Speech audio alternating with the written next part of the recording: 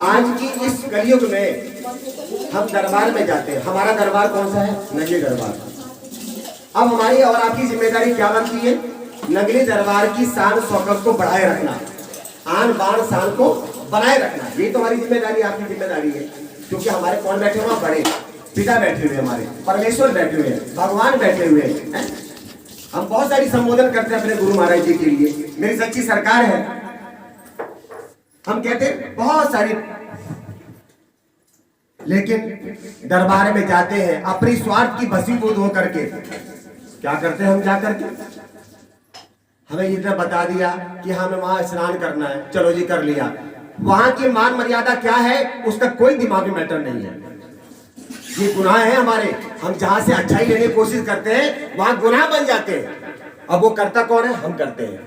हमने अपनी सुख के लिए उसकी मान मर्यादा का उल्लंघन कर दिया।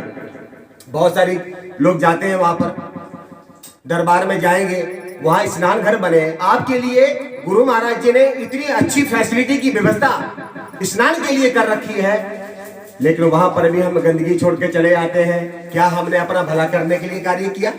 क्या हमने स्नान करके हमने उपकार कर दिया? हमने भला करने का इंतजाम कर दिया? उसके पीछे हम क्या करके आए हैं? अरे कोई देखे ना देखे, पर मेरा नगली वाला तो देखता है ना। कभी नहीं करना चाहिए। उसकी पवित्रता का सबसे पहले ध्यान देना चाहिए कि हमारा ये स्नान घर है, पवित्र रहे। अगर कहीं नजर पड़ती है तो उनको भी संबोधन करो, लेकिन क्या करेंगे? जब हम खुद करेंगे तब हम किसी को करा पाएंगे। वहां से चले जैसे तैसे, लाइन में लग के दर्शन होते हैं वहां पर, लेकिन हमारी कोशिश क्या होती है? हम जल्दी से जल्दी दरबार में पहुंच जाएं।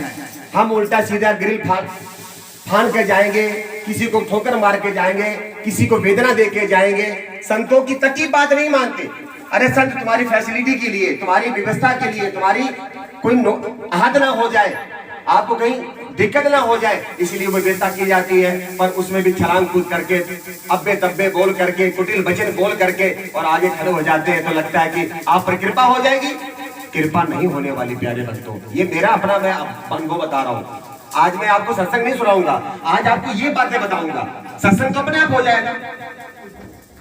उसके बाद हम दरबार में जाते हैं, हम मिठाई का डब्बा ले गए, मिश्री का डब्बा ले गए या बादाम का डब्बा ले गए, हमने भोग लगाया गुरु महाराज को है, और हम आकर के प्रणाम किया और हम बाहर निकल आए। बड़ी कृपा हो गई जी, बड़ी कृपा। उसके बाद हमारा क्या दायित्व बनता है? हम गुरु महाराज जी की सेवा करें।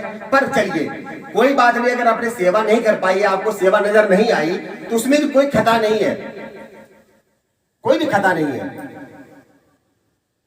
अब हम चले गए लंगर में। अब हमारा दूसरा दर्शन के बाद हमारा मैटर होता है कि हमने लंगर में जाना है, भगवान का भोग प्रसाद जो है वो हमने लेना है। फिर क्या हुआ? वहां जाकर देखा, वहां पर भी क्या होता है, बहुत सारे लोगों के मनों में ऐसी भ्रांति है कि हम बड़े हैं, हम सेठ हैं, हम उनसे बड़े हैं।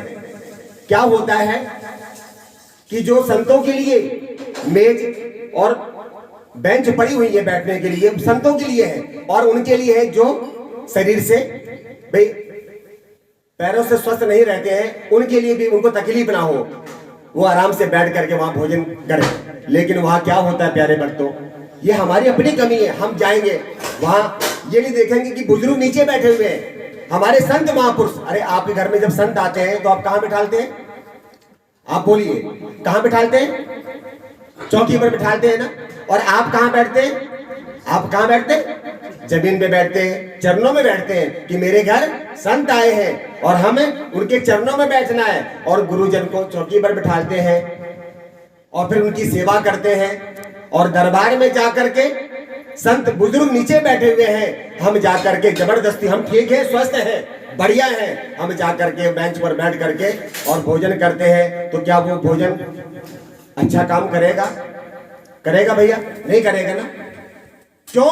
क्योंकि मर्यादा को उल्लंघन कर रहे हैं आप उन्हीं महापुरुष को घर पे बुला रहे हैं। तो आप जब उनको बुलाते हैं अपने घर पे, तो आप आराम से उनको चौकी पर बिठाते हैं, आप चरणों में बैठते हैं। और इतने बड़े दरबार में जाकर के, इतने बड़े विश्व का माना हुआ दरबार में जाकर के, और हम क्या कर रहे हैं? हम बेंच पर बैठ रहे हैं। और दूसरों को भी बिठा रहे हैं, अपनी देवी को भी बिठा रहे हैं, अपने पूरे परिवार को बिठा रहे हैं, इथे आए थे, बैठो बैठो, और महापुरुष नीचे बैठे हैं। तो क्या ये हमारी मर्यादा है? बिन मर्याद भक्ति ना हुई, बिना मर्यादा के भक्ति भी अधूरी होती है प्यारे भक्तों। ये हम नहीं कह रहे हैं, जिन महापुरुषों ने अपने आप को तपाया है उस अग्नि में, उस सेवा की अग्नि में, उस कसौटी की अग्नि में, उनसे जाके पूछो। मेरे गुरु महाराज जी के चरणों में बड़े से बड़े विद्वान कर्मकांडी संत महापुरुष रहे हैं, कभी उनके बराबर नहीं बैठे।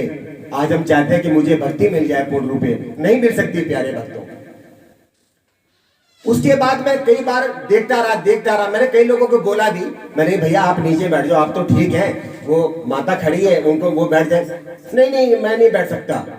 मुझे बड़ी गिलानी हुई, मैंने चलो कोई बात नहीं है, सुनते नहीं, देखिए संतों की बात को नहीं मान रहे।